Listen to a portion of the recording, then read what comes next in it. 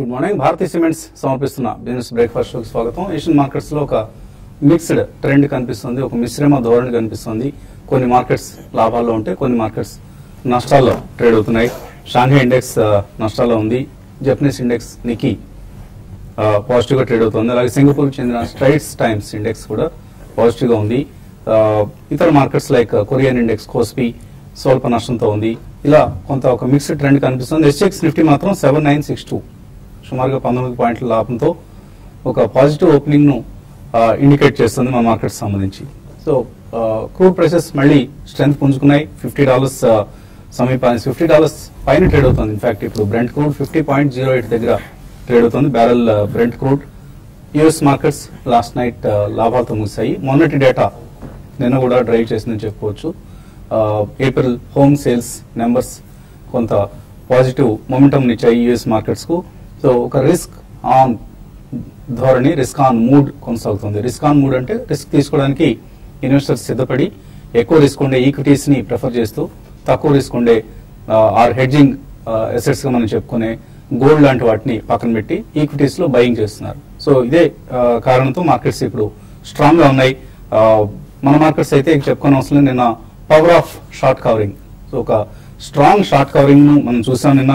So Janet Yellen bank of Japan అంటూ గత కొద్ది రోజులుగా మనం కలవరిస్తూ వచ్చాం. ఆ కలవరంతల్ని డోంట్ కేర్ అంటూ నిన్న మార్కెట్స్ ఒక్క ఉదుటున పెరగడం చూసాం. 575 పాయింట్స్ సెన్సెక్స్, అలాగే నిఫ్టీ సుమారుగా 186 పాయింట్లు పెరిగి 7934. మొన్నటిదాకా 7900 కిందనే రేంజ్ లో స్ట్రక్ అయింది అనుకున్న నిఫ్టీ ఇప్పుడు 8000 ని సునాయాసంగా అధిగమించే అవకాశాలు కనిపిస్తున్నాయి. అఫ్ కోర్స్ ఇవాళ F&O ఎక్స్పైరీ కాబట్టి ఇవాళ మనం 8000 లెవెల్ ని చూసినా చూడకపోయినా నెక్స్ట్ 1 or 2 సెషన్స్ లోనే 8000 లెవెల్ మనకు సమీపంలో కనిపిస్తుంది.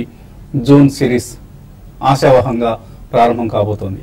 సో మనం చాలా రోజులుగా 7700 7900 లెవెల్స్ లో మధ్యలో ఒక రేంజ్ బౌండ్ ట్రేడింగ్ చూసాం మే నెల అంతా కూడా. సో నిన్న బెస్ట్ డే ఆఫ్ మేగా మారింది.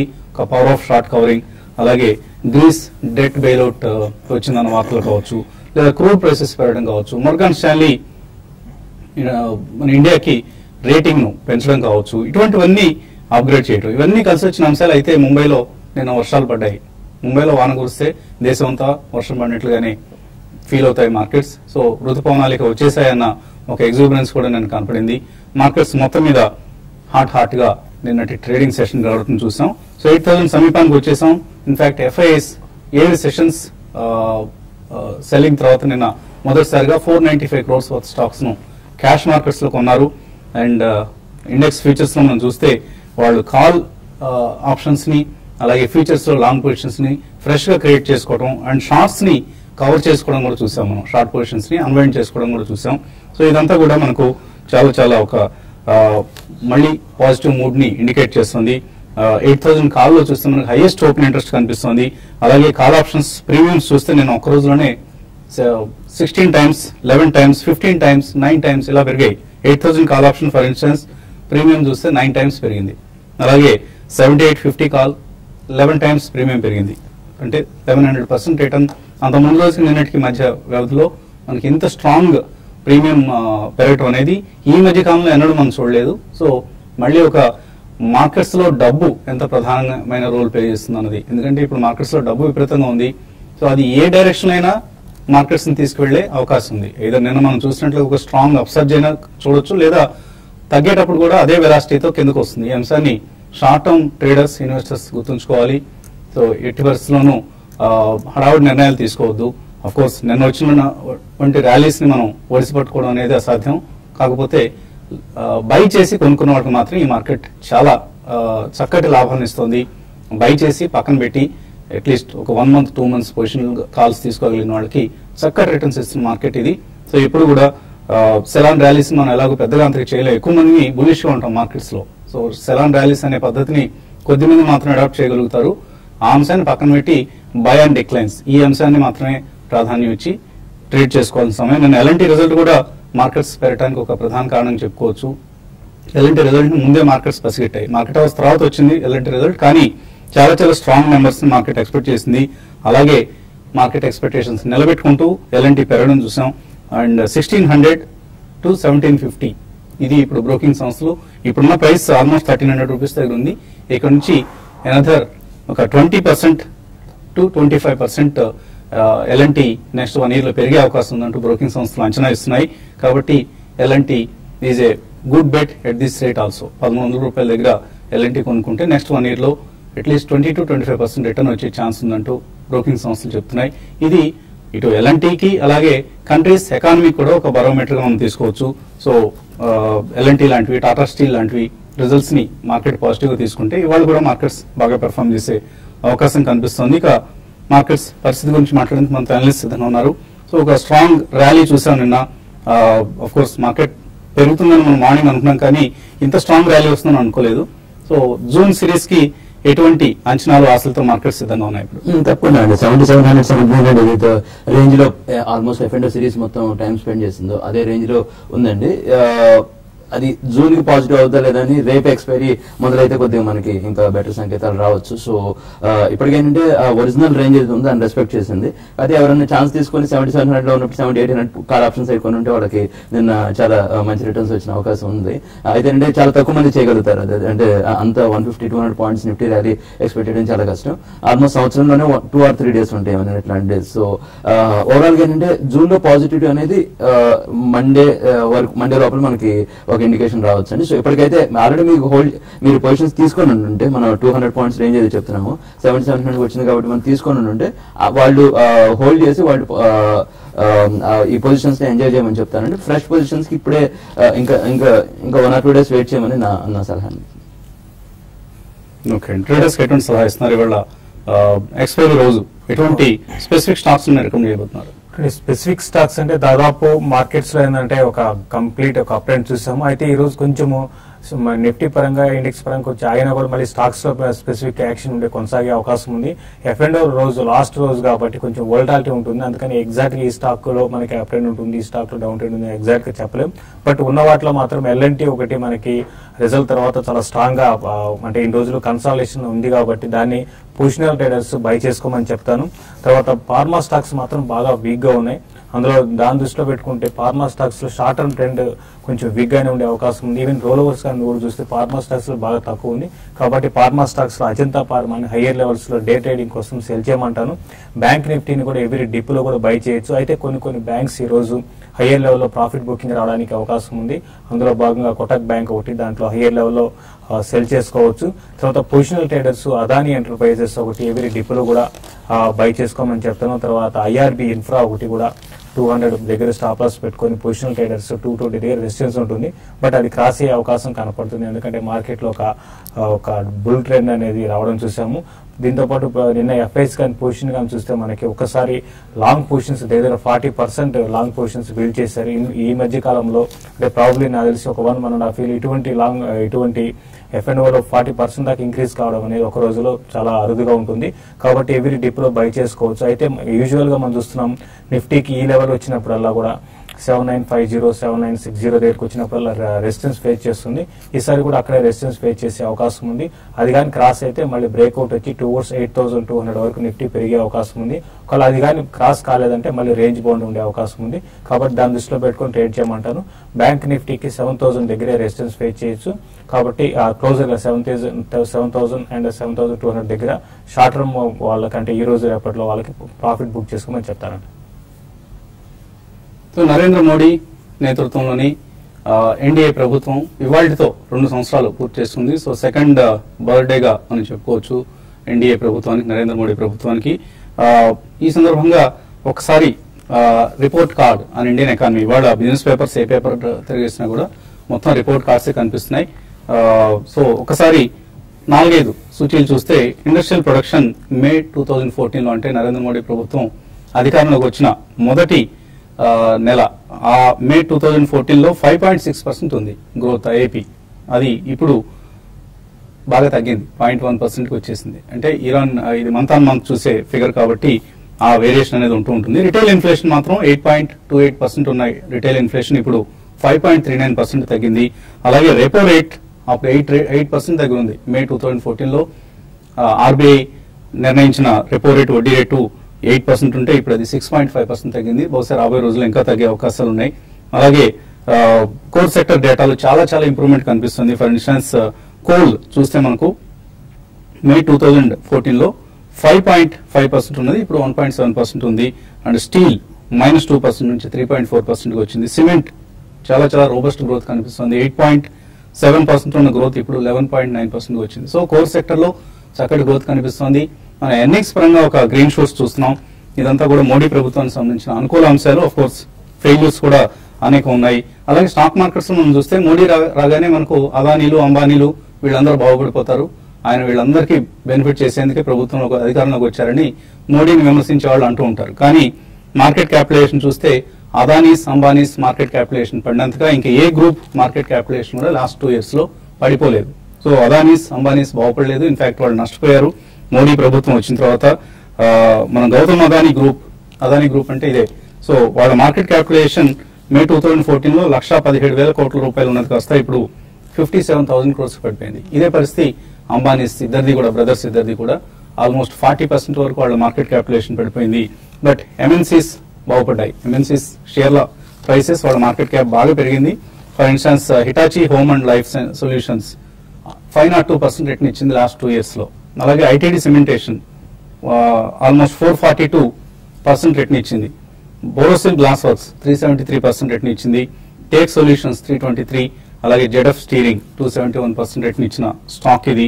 ఇదే సమయంలో లూజర్స్ చూస్తే top losers list, of course BSE 200 top losers list చూస్తే లిండే ఇండియా 21% నష్టమైంది, యునైటెడ్ స్పిరిట్స్ 11%, అలాగే Cox and Kings, VST Industries, United Breweries వాళ్ళ ఓన్ ప్రాబ్లమ్స్ వల్ల తగ్గిన స్టాక్స్ ఇవి. సో లాస్ట్ 2 years లో రిటర్న్ ఇచ్చిన స్టాక్స్ పర్సంటేజ్ ఎక్కువగా ఉంటే నష్టపోయిన స్టాక్స్ లో తక్కువ నష్టమే వచ్చింది. ఈ అంశాన్ని మనం గుర్తించవచ్చు. మార్కెట్స్ ధోరణిలో చెప్పుకోదగిన మార్పు వచ్చింది లాస్ట్ 2 years లో. రాబోయే 3 సంవత్సరాలు కూడా ఇటువంటి పెర్ఫార్మెన్స్ ని స్టాక్ మార్కెట్స్ ఇస్తాయని, మనందరికీ వెల్త్ క్రియేట్ చేస్తాయని ఆశిద్దాం.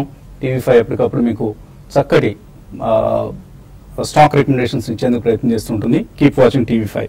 అద్దంకి నుంచి లక్ష్మి కాలర్ లైన్ లో ఉన్నారు. హలో, నమస్తే అండి, అడగండి. Dime global solutions Hexaware fundamentals ఎలా ఉన్నాయండి? ఈ రేట్ లో కొనుక్కోవచ్చా? హెక్సావేర్ వచ్చేటప్పటికి ఐటీలో ఒక మంచి మిడ్ క్యాప్ లో మంచి కంపెనీ అండి. అయితే ఏంటంటే అక్కడ కంపెనీని 3 years back bearings private equity అని వాళ్ళు టేక్ ఓవర్ చేశారండి. వాళ్ళు ఇప్పుడు అమ్ముదామని చూస్తున్నారు కంపెనీని. వాళ్ళు ఆల్మోస్ట్ 74% వాళ్ళ దగ్గర ఓనర్షిప్ ఉంది. వాళ్ళు ఆల్మోస్ట్ ఒక 1 year నుంచి బయర్ కోసం ఎదుగుతున్నా కూడా వాళ్ళకి రైట్ బయర్ దొరకట్లేదు. ఎందుకంటే అందరూ ఏమంటున్నారంటే వాల్యుయేషన్స్ పెరిగిపోయిన ఈ రేంజ్ లో మనం కొనడం కష్టం అంటున్నారు. అందుకని ఏంటంటే హెక్సావేర్ కొద్దిగా ప్రైస్ తగ్గిన తర్వాత ఆ డీల్ అవ్వచ్చండి. సో ఇమీడియట్ గా ర్యాలీ ఉంటుందని అనుకోవట్లేదు. ఆల్రెడీ మనం జామెట్రిక్ లో డీల్ చూసాం, ఏదైతే HCL తీసుకుంది అలా డీల్స్ చూస్తున్నాం మిడ్ క్యాప్ మనం ఐటీ కంపెనీస్ లో. సో ఓవరాల్ నేను చెప్పేది ఏంటంటే హెక్సావేర్ ఇమీడియట్ గా పెద్ద ర్యాలీ రాకపోవచ్చని మా ఉద్దేశం అండి. దాని బదులు టేక్ సొల్యూషన్స్ అని ఇంకో కంపెనీ ఉంది ఐటీలో, అది మంచి కంపెనీ అనిపిస్తుంది. SQS ఇండియా BFSI అదొకటి మంచి కంపెనీ అనిపిస్తుంది. NIT టెక్నాలజీస్ అవి మంచి కంపెనీస్ ఉన్నాయి. సో మిడ్ క్యాప్ ఐటీలో చాలా నేమ్స్ ఉన్నాయి, వాటిలో ఏదన్నా చూస్తే బెటర్ అన్న ఉద్దేశం. అలాగే డైన్ గ్లోబల్ సొల్యూషన్స్ కూడా మీరు ఒక స్మాల్ క్యాప్ స్టాక్ ఇది. సో దీనికి కూడా అంతగా స్ట్రెంగ్త్ కనపడలేదు. దీనికంటే కూడా మీరు మన జగన్నాథం గారు చెప్పినట్లుగా better go for a alternative stock అండి. సో మరిన్ని కాల్స్ అలాగే మెయిల్స్ తీసుకునే ముందు కాసేపు ప్రకటన.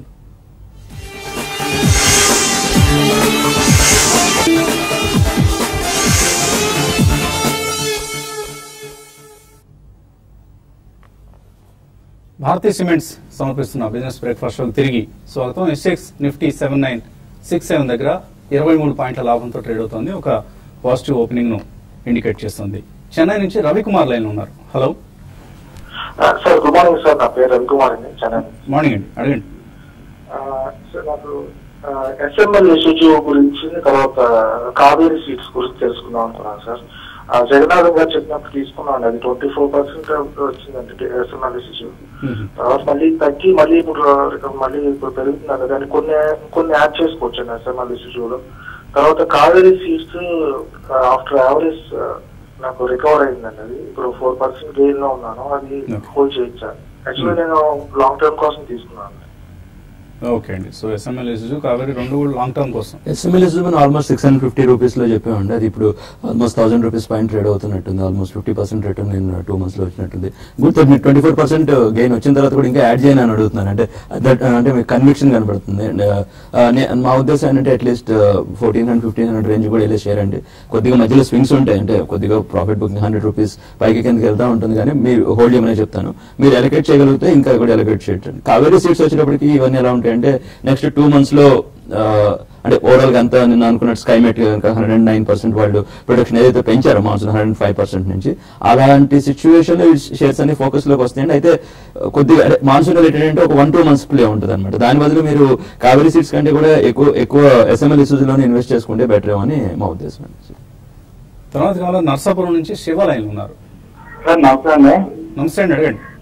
నా దగ్గర జస్ట్ చేయడం అయింది 100. మొన్నేమో రిజల్ట్ చాలా బాగుందని ఇంకా 1000 రూపాయలు అయిపోద్ది అని చెప్పారు టీవీలోను. సడన్ గా పక్కన 400 వస్తుంది. అది ఇప్పుడు మనం 100 షేర్ తీసుకున్నారనుకుంటున్నాను. యావరేజ్ చేయమంటారా వద్దా? అదే కంపెనీ మంచిది కదండి. చెప్పడం జరిగింది. టెక్నికల్ ఏదైనా లెవెల్స్ ఏమైనా చెప్తారా? ఇప్పుడు జస్ట్ డేల్ అయితే వీక్ గానే ఉందండి. ఈ మధ్య 740-750 లెవెల్స్ నుంచి స్టాక్ లో మనకి రివర్సల్ ప్యాటర్న్ చూసాము. కాబట్టి మీరు ఇప్పుడు యావరేజ్ అయితే వద్దండి, ఇంకా వీక్ అయ్యే అవకాశం ఎక్కువ ఉంది. మీరు ఉన్న పొజిషన్ ని మీరు బెటర్ ఏంటంటే బయటపడడానికి ప్రయత్నం చేయండి. పెద్దగా అప్ ట్రెండ్ అయితే ఈ స్టాక్ లో ఉండకపోవచ్చు. రానున్న రోజుల్లో 680 దగ్గర బాగా రెసిస్టెన్స్ ఫేస్ చేయొచ్చు. కాబట్టి మీరు ర్యాలీస్ లో ఎగ్జిట్ కమని చెప్తానండి. సో ఈ కామర్స్ కంపెనీ ఇది జస్ట్ డైల్లో ఫండమెంటల్ వ్యూ ఏంటి? ఫండమెంటల్ వ్యూ వచ్చినప్పటికీ నేను కూడా సేమ్ అండి. ఎప్పుడైనా బౌన్స్ వస్తే ఎగ్జిట్ అయిపోయిందని చెప్తాను. అంటే అదేంటి ఎఫ్ఎండో షేర్ కూడా ఏంటంటే జనరల్ ఏంటంటే చాలా ఎస్ఎంఎల్ ఇష్యూస్ ఇవన్నీ ఏంటంటే మిడ్ క్యాప్స్ ఉండేటప్పటికి ఎఫ్ఎండోలో ఉంటుంది. దానివల్ల ఏంటి వాలటిలిటీ కొంచెం తక్కువ ఉంటుంది. అదే ఎఫ్ఎండో రాగానే ఏంటంటే షార్టింగ్ లాంగ్ ప్రెషర్ రెండు ఏంటంటే హెవీగా ఉండేటప్పటికి చాలా ఇబ్బందులు, చాలా హ్యాండిల్ చేయడం కష్టం అయిపోతుంది. 10% ఎప్పుడైనా మూవ్ అయిపోవచ్చు. సో జస్ట్ అటువంటి షేర్ అండి. నేను కూడా చెప్పేది ఏంటంటే బౌన్స్ వచ్చినప్పుడు ఎగ్జిట్ అవ్వని చెప్తాను. ఫ్యూచర్ లో కూడా ఎక్కువ ఇన్వెస్ట్ చేయొద్దని చెప్తాను. చాలా ఆపర్చునిటీస్ ఉన్నాయి. అఫ్ కోర్స్ జస్ట్ డేల్ దగ్గర ఉన్న మెయిన్ అసెట్ ఏంటంటే 1000 crores క్యాష్ ఉందండి. దాని గురించి ఇప్పుడు మెయిన్ కొన్ని వాళ్ళు కూడా ఆ యాంటిసిపేషన్ కొంటున్నారు, కానీ దాని గురించి రిస్క్ తీసుకోవాల్సినంత అవసరం లేదో నా ఉద్దేశం అండి. సో మొబైల్ ఫోన్స్ మనం కొంటూ ఉంటాం. 25,000, 30,000, 40,000, 50,000, 70,000 ఇలా లెక్క చేయకుండా కొంటూ ఉన్నాం స్మార్ట్ ఫోన్స్. కానీ ఎంత మనీ ఇన్వెస్ట్ చేసుకున్నా కూడా 1-2 సంవత్సరాల నుంచి పెర్ఫార్మెన్స్ రావట్లేదు. అది ఐఫోన్ అయినా అదే పరిస్థితి, ఆర్ శాంసంగ్ గెలాక్సీలు కొన్న అదే పరిస్థితి. సో వాటన్నిటికంటే భిన్నంగా సెల్కాన్ నుంచి ఒక ఫోన్ 4G+ అన్న పేరుతో వచ్చింది. డైమండ్ 4G+ అన్న పేరుతో 6,000 రూపాయలు చక్కగా పెర్ఫామ్ చేస్తుంది. ఇన్ఫాక్ట్ ఐ డింట్ ఎక్స్పెక్ట్ 6,000 ఏదో ఒక టెంపరీగా ఫోన్ తీసుకున్నాను వెళ్తే 1 GB RAM and battery life ఒక్కటి కొంచెం ఇప్పుడున్న మల్టీ టాస్కింగ్ వాతావరణంలో చాలా ఫంక్షన్స్ ఫోన్ చేసుకుంటూ ఉంటుంది కాబట్టి బ్యాటరీ లైఫ్ కొద్దిగా తక్కువ అనిపించింది. బట్ అదర్వైజ్ కూల్ ఫోన్ చక్కగా ఉంది. ఎవరైనా లోవర్ లెవెల్ ఫోన్ కొనుక్కుందాం అనుకుంటే తీసుకోండి. I'm enjoying the phone now. Celkon 4G+ అనే పేరుతో మార్కెట్లో అందుబాటులో ఉంది. కాల్స్ ఇక ఈమెయిల్స్ తీసుకుందాం. మనం నాగరాజు అడుగుతున్నారు, ఆటో సెక్టర్ నుంచి 3 to 5 years కోసం లో priced fundamentally good stocks recommend చేయమంటున్నారు. ఇండస్ట్రీ ఆటో సెక్టర్ నుంచి. ఆటోలో ఇప్పుడు ఎస్ఎంఎల్ ఇష్యూస్ కూడా క్లాసిక్ ఎగ్జాంపుల్ అండి. డిప్స్ లో వచ్చినప్పుడు ఫోర్స్ మోటార్స్ ఒకటి చాలా మంచి theme. Front line Tata Motors Maruti అని మంచి, కానీ ప్రాబ్లమ్ ఆటో యాన్సిలరీస్ కూడా మనం రికమెండ్ చేయొచ్చు. ఆటో యాన్సిలరీ రికమెండ్ చేయొచ్చు. ఫ్రంట్ లైన్ కంటే కూడా నా ఉద్దేశంలో మిడ్ క్యాప్స్ లోనే మీకు ఎక్కువ పొటెన్షియల్ రిటర్న్ వచ్చే ఛాన్స్ ఉంటుంది. టాటా మోటార్స్ మారుతి సుజుకి ఏంటంటే ట్రేడింగ్ అంటే ఒక 20% రేంజ్ లో లోవర్ లెవెల్స్ లో వచ్చినప్పుడు కొని అటువంటి స్వింగ్స్ బాగానే ఉంటాయి, కానీ ఒక ఆల్మోస్ట్ 50%, 100% కైండ్ ఆఫ్ రిటర్న్స్ రావాలంటే మాత్రం mid caps like SML issues, force Motors, Minda Corp, Minda industries, NRB bearings చాలా ఉన్నాయండి. అంటే మనం రకరకాల ప్రోగ్రామ్స్ సజెస్ట్ చేస్తూనే ఉన్నాము. తాల్బ్రోస్ ఆటోస్ ఇవన్నీ ఏంటంటే ప్రైస్ రేంజ్ కూడా 100-200 రూపీస్ లో ఉన్నాయి కాబట్టి అంటే మనకి బయింగ్ సెల్లింగ్ కూడా వీలుగా ఉంటుందండి. ITC Jain irrigation 3 to 5 years కోసం కొనుక్కోవచ్చు. శివకృష్ణ అడుగుతున్నారు. ఐటీసీ నిన్న రిజల్ట్స్ కూడా ఎక్స్ట్రా రిజల్ట్స్ వచ్చినాయండి. మళ్ళీ బోనస్ అనౌన్స్ చేశారు. సో ప్రైస్ కూడా అరౌండ్ 250 రూపీస్ వస్తుంది బోనస్ అడ్జస్ట్ తర్వాత. సో తర్వాత డివిడెండ్ కూడా 8 రూపీస్ అంటే 3% డివిడెండ్ డీల్ ఇచ్చారండి. ఓవరాల్ ఎక్సలెంట్ షేప్ లో ఉంది. అయితే అంటే ఐటీసీకి దగ్గర నిఫ్టీలో 9% వెయిటేజ్ ఉందండి. అసలు నిఫ్టీ పడాలి అంటే అప్పుడు ఐటీసీ కూడా కరెక్ట్ అవుతుంది. అంటే నిఫ్టీ అడ్వాంటేజ్ ఉంటే ఐటీసీకి ఉంటుంది. సో ఒక రకంగా ఒక సినానం అయిపోద్ది అనమాట నిఫ్టీకి. సో కాబట్టి అంటే ఓకే హోల్డ్ చేసి పెట్టుకోండి, కానీ మిడ్ క్యాప్స్ వచ్చినంత రిటర్న్స్ వస్తాయా లేదనేది కొద్దిగా డిబేటబుల్ అండి. సో ఇండెక్స్ పెరగాలంటే ఐటీసీ, ఎల్ఎన్టీ, హెచ్డిఎఫ్సి ఈ 3-4 స్టాక్స్ పెరిగితేనే and some of course ICICI ఇటువంటి స్టాక్స్ పెర్ఫార్మ్ చేస్తేనే ఇండెక్స్ మనం ఎక్స్పెక్ట్ చేస్తున్న మూమెంట్స్ వస్తాయి. అదే పడినప్పుడు కూడా అదే అవుతుంది. ఇప్పుడు ఫర్ ఎగ్జాంపుల్ నిఫ్టీ 7,000 రావాలి అంటే ఐటీసీ పడుతుంది అంటే చాయిస్ లేదు. కాబట్టి ఏంటంటే అటువంటిప్పుడు నిన్నటి ర్యాలీలో ఎలాంటి 11.5 పాయింట్స్ కంట్రిబ్యూట్ చేసిన ఆఫ్ 180 పాయింట్స్ గ్రోత్. ఇప్పుడు అందుకని ఐటీసీ రిజల్ట్స్ ఎంత బాగున్నా సరే నిఫ్టీ ప్రెషర్ ఉంటుంది. కాబట్టి ఎప్పుడైనా లార్జ్ క్యాప్స్ లో కొనేటప్పుడు ఎస్పెషల్లీ హెవీ వెయిట్స్, ఇప్పుడు వసంత్ గారు చెప్పిన 4-5 నేమ్స్ అవుతున్నాయో ఆల్మోస్ట్ 30-40% వెయిటేజ్ ఉంటుంది. అవి లేకుండా నిఫ్టీ పెరుగుతూ తగ్గదు. కాబట్టి ఏంటంటే మనం అది గుర్తుపెట్టుకోవాలి ఎప్పుడైనా లార్జ్ క్యాప్స్ కొనేటప్పుడు. సో షార్ట్ టర్మ్ ప్లేయర్స్ ఈ అంశాన్ని దృష్టిలో ఉంచుకోవాలి. ఆఫ్ కోర్స్ లాంగ్ టర్మ్ లో all these companies will deliver decent returns మనం ఎప్పుడు అనుకున్నట్లుగా. సో ఇది ఇవాల్టి బిజినెస్ బ్రేక్ఫాస్ట్ షో. మధ్యాహ్నం స్మార్ట్ ఇన్వెస్టర్ లో మళ్ళీ కలుద్దాం.